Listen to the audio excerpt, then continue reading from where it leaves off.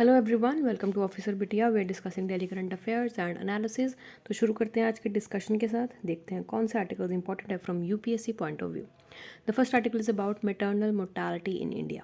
जो registrar general of India है, उन्होंने डाटा निकाला है जहाँ पर बताया है कि इंडिया की क्या स्टेट है ऑफ मैटरनल मोर्टालिटी। जो डब्ल्यू है जो है उनके अकॉर्डिंग मैटरनल डेथ वो होती है जो एक डेथ होती है वुमेन की जब वो प्रेग्नेंट होती है या फिर उसके टर्मिनेशन प्रेगनेंसी ख़त्म होने के 40 डेज़ के अंदर डेथ हो जाती है, तब भी इसको मैटरनल डेथ में काउंट होता है। इसको मैटरनल मोर्टालिटी बोलते हैं। मैटरनल मोर्टालिटी रेशो क्या होती है? एक तरह से उस रेशो को हम बोलते हैं जहाँ पर जो मैटरनल डेथ्स होती हैं एक गिवन टाइम पीरियड को लेकर पर 1 lakh live births during the same time period की उसी टाइम पीरियड में कितनी डेथ्स होती हैं पर 1 लाख बर्थ्स भी हो रहे हैं, तो कितना ज़्यादा डिफरेंस यहाँ पर देखने को मिल रहा है, तो ये रेशो में काउंट किया जाता है।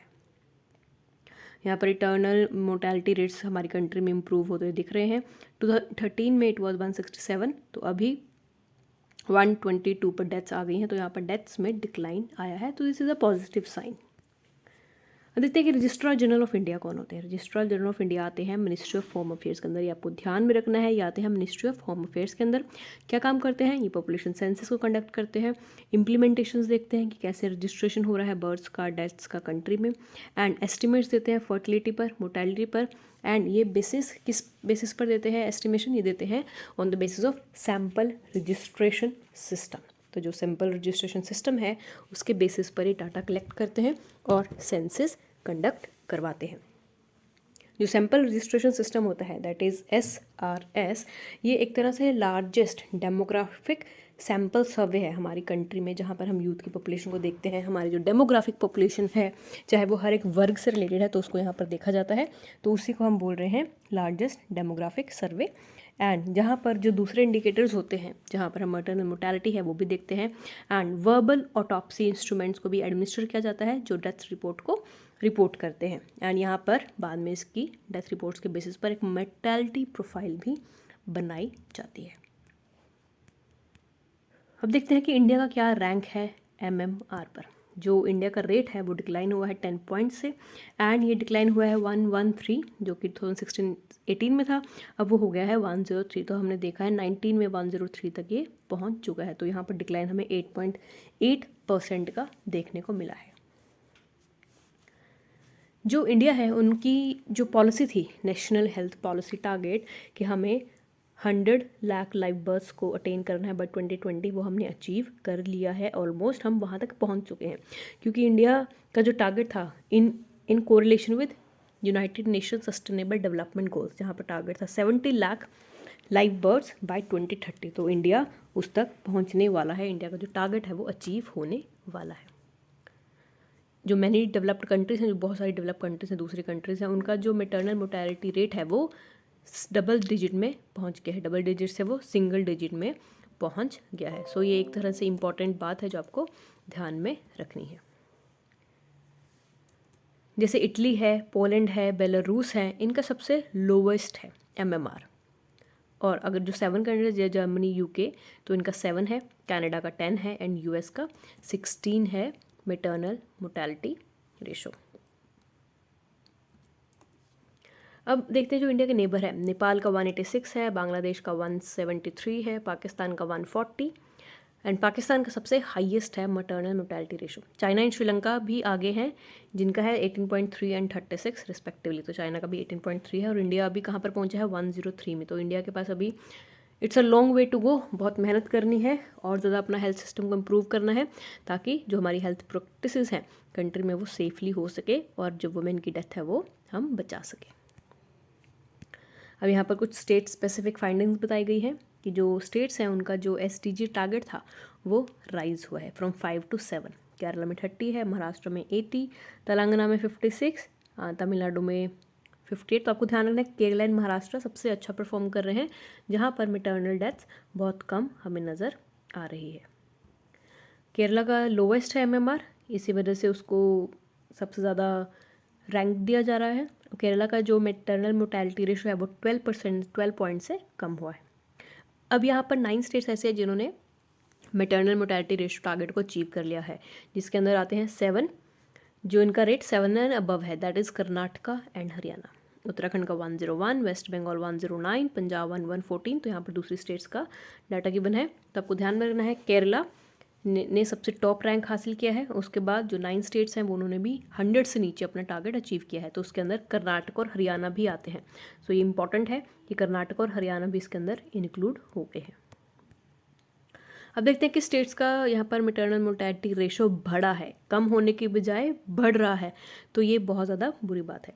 जिनका 130 से भी ज़्यादा है, तो ये आपका आप देख सकते हो, तो नॉर्थ ईस्टर्न जो स्ट्रेच है एंड वेस्ट से ईस्ट ऑफ इंडिया, जो आपका मिडल इंडिया भी इसमें कवर हो रहा है, उसके पास सबसे ज़्यादा मैटरनल मोर्टेलिटी डेथ का यहाँ पे हमें डाटा देखने को मिल रहा है। एंड सबसे कम दैट इज़ वेरी लो, तो दैट इज़ वेरी दैट इसका 70 से भी कम है। वो आपका साउथ इंडिया की मैक्सिमम स्टेट्स हैं। तो south India is better performing than north Indian states. तो इसलिए नॉर्थ इंडियन को यहाँ पर कॉम्पिटेटिव एडवांटेज देखना है और कम्पीट करना है साउथ इंडियन स्टेट्स से और अपना रिजल्ट अच्छा लेकर आना है। Next is about river rejuvenation detailed project. तो यहाँ पर जो मिनिस्ट्री है एनवायरनमेंट, फॉरेस्ट, क्लाइमेट चेंज, उन्होंने 19,000 करोड़ प्रोजेक्ट को लॉन्च किया है, जहाँ पर हम बात कर रहे हैं 13 मेजर रिवर्स को लाया गया है थ्रू फॉरेस्ट्री इन्वेंशंस। तो देखते हैं कि कंट्री की कौन सी 13 रिवर्स को इंक्लूड किया गया है। These are Jhelum, Chenab, Ravi, Beas, Sutlej, Yamuna, Brahmaputra, Narmada, Godavari, Mahanadi, Krishna, Kaveri and Luni. तो एक तरह से आपका नॉर्थ से लेकर साउथ तक के सभी मेजर रिवर्स को कवर यहाँ पर कर रहे हैं। देखते हैं इस पर्टिकुलर प्रोजेक्ट का आइडिया क्या है। यहाँ पर बेसिकली क्या किया गया है, ये जो प्रोजेक्ट है ये आता है under national mission for green Ganga, जिसको लॉन्च किया गया था 2015-16 में। एंड यहाँ पर बात की जाती है, एक्नॉलेज किया जाता है कि कैसे जो ग्राउंड वाटर क्राइसिस है हमारी कंट्री में वो बढ़ता जा रहा है। हम ग्राउंड वाटर का बहुत ज़्यादा उपयोग कर रहे हैं, जिसकी वजह से वो रिचार्ज नहीं होता। तो इस वजह से जो हमारे इकोसिस्टम्स है, रिवर इकोसिस्टम्स है, वो भी अब ख़त्म होते जा रहे हैं। तो इसलिए ये प्रोजेक्ट को लॉन्च किया गया है ताकि हमारा जो मेन एम है दैट इज़ अनइंटरप्टेड फ्लो, अविरल धारा, निर्मल धारा एंड इकोलॉजिकल रिजुविनेशन, कि हम जो हमारी रिवर्स हैं उनको दोबारा रिवाइव करेंगे, उनमें दोबारा पानी लेकर आएंगे और उनका पानी स्वच्छ लेकर आएंगे। तो ये टारगेट किया गया है। अब यहाँ पर टारगेट दिया है किस एरिया को हम रेजुविनेट करेंगे, कितना एरिया को रेजुविनेट करेंगे। तो अगर हम 13 रिवर्स की बात करें तो कलेक्टिव बेसिन इसका 1890110 स्क्वायर किलोमीटर्स है, जो कि 57.45% को जोग्राफिकल एरिया को रिप्रेजेंट करता है।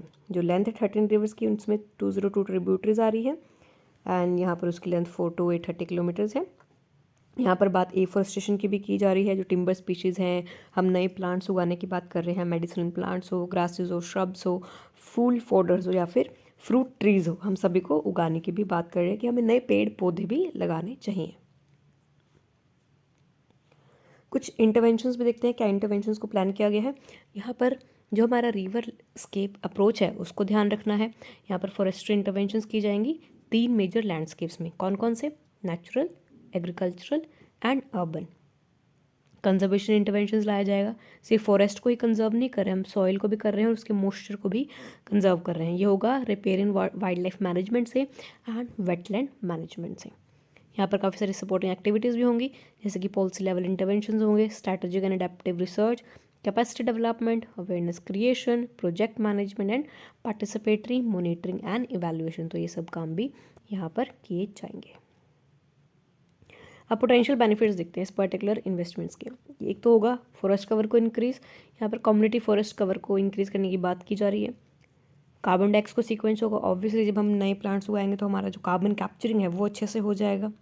ग्राउंड वाटर रिचार्ज हो जाएगा, कि कैसे हमें पानी को रिचार्ज करना है। जब हमारा रिवर्स में पानी आ रहा है तो ऑब्वियसली वो सीप डाउन होगा, हमारा ग्राउंड वाटर रिचार्ज होगा, सेडिमेंटेशन कम होगा और यहाँ पे timber and other forest produce हो जाएगा, जिसकी वजह से हमारी जो प्रॉब्लम है इकोलॉजिकल इम्बैलेंस की वो भी सॉल्व हो जाएगी।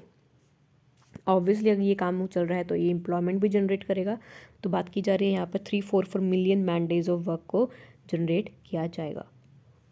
अब देखते हैं अचीविंग इंटरनेशनल कमिटमेंट्स। कुछ अचीवमेंट्स हैं जो इंडिया को इंटरनेशनली भी अचीव करने हैं, जैसे कि इंडिया को क्रिएट करना है 2.5 से 3 बिलियन टन का एक्स्ट्रा कार्बन सिक्वेंसिंग फंड जो हमें बनाना है, जहाँ पर हमें ऐसा कार्बन सिंक बनाना है थ्रू एफॉरेस्टेशन, कि हमें इतनी ज़्यादा फॉरेस्ट को प्लांट करना है, पेड़ को लगाना है, ताकि हमारा जो एटमॉस्फेयर में कार्बन है वो कैप्चर कर ले और एयर को पोल्यूट होने से बचा लें। तो इंडिया को ट्री कवर अपना बढ़ाना है by 2030 under Paris climate, and Paris climate deal आता है under national universal convention on climate change UNFCCC। तो इसके अंदर ये आते हैं हमारे गोल्स। तो यहाँ पर हम बात कर रहे हैं restore 26 million hectares of degraded lands by 2030। तो हमारा जो मेन एम है कि डिग्रेड लैंड्स है जो ख़राब हो चुके हैं ऑलरेडी सेडिमेंट्स की वजह से, पानी की वजह से, हैवी फ्लो की वजह से, फ्लड्स की वजह से, ड्राउट्स की वजह से, तो उसको हमें रिस्टोर करना है। और इंडिया का जो बायोडाइवर्सिटी का टारगेट है that is convention on biological diversity and SDG, ये 2030 तक कंप्लीट होना चाहिए। इंडिया का जो टारगेट है COP26 मीटिंग में इंडिया ने प्रॉमिस किया था कि अपने कार्बन एमिशन को 1 बिलियन टन से कम करना है, यानी टारगेट रखा गया था 2030 तक। इसके अलावा इंडिया की जो एनर्जी रिक्वायरमेंट्स है रिन्यूएबल एनर्जी से वो भी जनरेट करनी है, और वो होगी कि हमारी जो 50% एनर्जी जनरेशन है वो रिन्यूएबल सोर्सेज से होनी चाहिए। तो इसके ऊपर भी हमें ध्यान देना है। जो हमारा non fossil fuel energy capacity है वो भी हमें 500 गीगावाट तक लेके आना है 2030 तक। कार्बन इंटेंसिटी है इकोनॉमी की, उसको भी 45% से कम करना है 2030 तक। और जो इंडिया का टारगेट है नेट जीरो मिशन का, वो हमें 2070 तक करना है। तो UPSC आपको ऐसे ही फंसा देगा। तो आपको ध्यान रखना है कि जो टारगेट्स हैं बाकी सब तो 2030 के हैं, लेकिन नेट जीरो मिशन का टारगेट 2070 तक है। तो ये ध्यान रखना, कभी आप सोचो कि सभी टारगेट्स 2030 के हैं तो ये भी 2030 का रहेगा, बट ऐसा नहीं है। अगर हम बॉन्ड चैलेंज की बात करें, इंडिया ने भी प्लेज किया 2015 में कि हमारा जो 5 मिलियन हेक्टेयर्स है डिग्रेडेड लैंड को, उसको भी हम रिस्टोर कर सकें बाय 2030। तो इस पर भी काम किया जा रहा है। Next is about phosphorus bombs. तो जो यूक्रेन पुलिस है उन्होंने रशियन फोर्सेस को एक्यूज़ किया है कि उन्होंने जो हमारे ऊपर अटैक किया है वो फॉस्फोरस बॉम्ब अटैक्स किया है, that is chemical weapon attack किया है। तो केमिकल वेपन का आप ऐसे यूज़ नहीं कर सकते अनटिल अनलेस जो आप कन्वेंशन है केमिकल वेपन्स की आप उसको फुलफिल नहीं करते। तो यहाँ पर बात किया जा रहा है कि जो लुंगसाक एंड डोनेत्स्क रीजन है यूक्रेन के, जिसको डोनबस बोलते हैं कलेक्टिवली, तो इस रीजन में रशिया ने केमिकल वेपन्स का यूज़ किया है और इंटरनेशनल लॉ को तोड़ा है। पहले देखते हैं फॉस्फोरस बॉम्ब्स होते क्या हैं। फॉस्फोरस बॉम्ब 2-3 तरह के होते हैं। एक होते हैं एलोट्रॉप्स, जहाँ पर वाइट फॉस्फोरस म्यूनिशंस वेपन्स होते हैं। जो कॉमन एलोट्रॉप्स होते हैं केमिकल एलिमेंट फॉस्फोरस के। Then next is pyrophoric. जो white phosphorus is pyrophoric, that is वो जब तब इग्नाइट होता है जब वो एयर के कॉन्टैक्ट में आता है। एयर के कॉन्टैक्ट में आता ही उसमें आग लग जाती है, उसके बाद वो बहुत जलती है एंड उसके बाद उसका जो क्लोथ फुल एम्यूनिशन सब जल जाता है एंड वो वहाँ पर बॉम्ब एक ब्लास्ट होता है। इसके अलावा ये स्मोक में, इल्यूमिनेशन में, बर्निंग में, एलिमेंट्स ट्रेसर एम्यूनिशन में भी यूज़ किया जाता है। केमिकल रिएक्शन देखते हैं। अगर ये ऑफेंसिव कैपेबिलिटीज़ हैं, जो वाइट फॉस्फोरस है सबसे ज़्यादा एफिशिएंट है, एक तरह से धुआं प्रोड्यूस करता है, स्मोक प्रोड्यूसिंग एजेंट है, जो एयर के कॉन्टैक्ट में आकर उसके साथ रिएक्ट करता है और फॉस्फोरस पेंटॉक्साइड वेपर प्रोड्यूस करता है। अब ये प्रोडक्ट्स जो ये वेपर प्रोड्यूस हो रहा है ये फ्रेगमेंट्स में कॉज करता है एंड लोगों को मेजर ब्रेन इंजरीज भी कर सकता है, मेजर हार्म भी कर सकता है, बर्न इंजरीज भी कर सकता है एंड वेपर इनहेलेशन की वजह से भी ब्रीदिंग प्रॉब्लम हो सकती है। तो इतना ज़्यादा सिवियर, इतना ज़्यादा हार्मफुल होते हैं chemical weapons. But chemicals weapon होते क्या है? केमिकल वेपन वो होते हैं जो एक तरह से इंटेंशनल डेथ की, किसी की हम कामना करते हैं कि उसकी डेथ हो जाए, उसको नुकसान पहुंचाने की भावना से हम यूज़ करते हैं क्योंकि उसमें टॉक्सिक प्रॉपर्टीज होते हैं, बहुत ज़्यादा केमिकल उसके अंदर होता है। जो म्यूनिशन डिवाइसेस होती हैं या दूसरे इक्विपमेंट्स होते हैं जो बेसिकली केमिकल वेपन्स को बनाने के लिए डिज़ाइन किए जाते हैं, वो इसी डेफिनेशन के अंडर फॉल होते हैं, वो आते हैं under the definition of chemical weapons. अब देखते हैं कि इंटरनेशनल लॉ रिगार्डिंग क्या है केमिकल वेपन्स के यूज़ को लेकर। तो यहाँ पर काफ़ी सारे कन्वेंशंस हैं जो रिलेटेड हैं कि हमें कैसे प्रोहिबिट करना चाहिए एंड इंडिया भी सिग्नेटरी है ट्रीटी का, जहाँ पर हम बात करते हैं कि केमिकल वेपन्स को हमें कम से कम यूज़ करना है, कम से कम भी नहीं, हमें बैन ही करना है, हमें प्रोहिबिट ही करना है, चाहे कोई भी सिचुएशन आ जाए हमें केमिकल वेपन का यूज़ नहीं करना। तो है केमिकल वेपन कन्वेंशन एक तरह से मल्टीलेटरल ट्रीटिंग है जहाँ पर केमिकल वेपन्स को बैन करने की बात कर रहे हैं क्योंकि इसका जो डिस्ट्रक्शन होता है बहुत ज़्यादा मैसिव होता है। यानी ये ट्रीटी 1980 में लाई गई थी under United nation conference on डिसआर्मामेंट। ये जो कन्वेंशन है इसको ड्राफ्ट किया गया था 1992 में एंड 9 जनवरी 1993 में इसको सिग्नेचर के लिए ओपन किया गया था, लेकिन 1997 से ये फाइनली इफेक्ट में आना शुरू हो गया था। जो मेंबर्स हैं उनको उनको बोला गया था कि आप अपने जो राइट कंट्रोल एजेंट्स हैं, जिसको आप टीयर गैस बोलते हो, आप उसको डिक्लेयर करो कि आपके पास ये हैं, कि आपके पास ये पोजीशन में है। और इंडिया ने भी इसको साइन किया था 1993 में। एंड जो केमिकल कन्वेंशन एक्ट है 2000 उसको भी पास किया गया था, ताकि जो केमिकल वेपन कन्वेंशन है इसको इम्प्लीमेंटेशन में आ सके। तो इंडिया इसका सिग्नेटरी है और इंडिया ने अपना एक्ट भी लॉन्च किया गया है ताकि इस पर्टिकुलर ट्रीटी को इंडिया अच्छे से फुलफिल कर सके। केमिकल प्रोहिबिशन देखते हैं, तो क्या प्रोहिबिट करता है, कौन से केमिकल को प्रोहिबिट करता है। ये बोलता है कि जो डेवलपमेंट है, प्रोडक्शन है, एक्विजिशन है, स्टॉक पाइलिंग है, रिटेंशन है, कि आपको बनाने नहीं है केमिकल वेपन, ना ही कोई नए प्रोड्यूस करने हैं, ना ही किसी को अक्वायर करना है, ना ही इकट्ठा करना है, ना ही अपने पास रखना है, क्योंकि और ना ही किसी को ट्रांसफ़र करना है केमिकल वेपन्स। तो ये सभी कन्वेंशन में प्रोहिबिशन लाया गया है कि हमें ये काम नहीं करना, क्योंकि अगर हम केमिकल वेपन्स को ट्रांसफ़र करेंगे तो इसका मतलब हम केमिकल वेपन्स को बढ़ावा दे रहे हैं और इस टेक्नोलॉजी का मिसयूज़ होगा। जो सिस्टिंग अदर स्टेट्स को अगर हम करते हैं तो जो प्रोहिबिट करती हैं कन्वेंशन को, उसको राइट कंट्रोल डिवाइसेस को एज अ वारफेयर मेथड में लाया जाता है। तो ऑस्ट्रेलिया ग्रुप है, उसको भी ये ग्रुप भी बनाया गया है जो केमिकल वेपन्स का प्रोलिफिकेशन को इंक्रीजिंग को चेक करता है, चाहे वो बायोलॉजिकल वेपन हो या फिर केमिकल वेपन हो, जहाँ पर बात किया जाता है कि केमिकल वेपन का यूज़ नहीं होगा। एक तरह से इनफॉर्मल ग्रुप है कंट्रीज़ का, जहाँ पर हम बात करते हैं कि हमारा जो केमिकल वेपन का एक्सपोर्ट है वो हार्मोनाइज तरीके से हो सके, जहाँ पर ये बताया जाए कि अगर आप ठीक है आप केमिकल वेपन को ट्रांसफ़र कर रहे हो, बट उसका मेन एम ये नहीं होना चाहिए कि हम बढ़ावा दे रहे हैं केमिकल वेपन को। तो ये इसका मेन टारगेट रहता है। जो फॉर्मेशन ऑस्ट्रेलिया ग्रुप का 1985 में उसको प्रॉम्प्ट किया गया है बाय इराक, ताकि वहाँ पर बताया गया है इराक ने कि केमिकल वेपन का जब ईरान वॉर में यूज़ हुआ था उसके बाद कितना डिस्ट्रक्शन हुआ था, उसके बाद ही ये फॉर्मेशन में आया था। जो नेशनल एक्सपोर्ट कंट्रोल मेजर्स हैं वो भी असिस्ट करते हैं ऑस्ट्रेलियन ग्रुप मेंबर्स को, ताकि उसके जो obligations under chemical weapon convention and biological and toxic weapon convention उसको फुलफिल किया जा सके। तो ये इसका मेन टारगेट रहता है, जहाँ पर हम बात करते हैं कि प्रोहिबिशन होना चाहिए, कम से कम यूज़ होना चाहिए केमिकल वेपन्स का, क्योंकि इससे होता कुछ नहीं है, इससे सिर्फ डिस्ट्रक्शन होती है, किसी का कोई भला नहीं होता। इसके 43 मेंबर्स हैं एंड ये मेंबर सेंसिस बेसिस पर काम करते हैं, जहाँ पर हम एक तरह से जो भी कॉमन नोशन आता है उसको लागू करते हैं। इसकी जो मीटिंग्स है हर साल पेरिस फ्रांस में होती है। इंडिया ने 43rd participant as a 43rd participant इसको ज्वाइन किया था on 19 January 2018।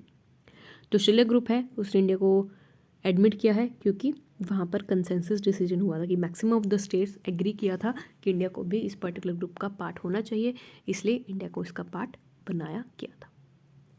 So that was all about today's session. I hope you like it. If you have any doubt, do let us know in the comment section. And आप हमें info@officerbeta.com पर message करके भी बता सकते हो.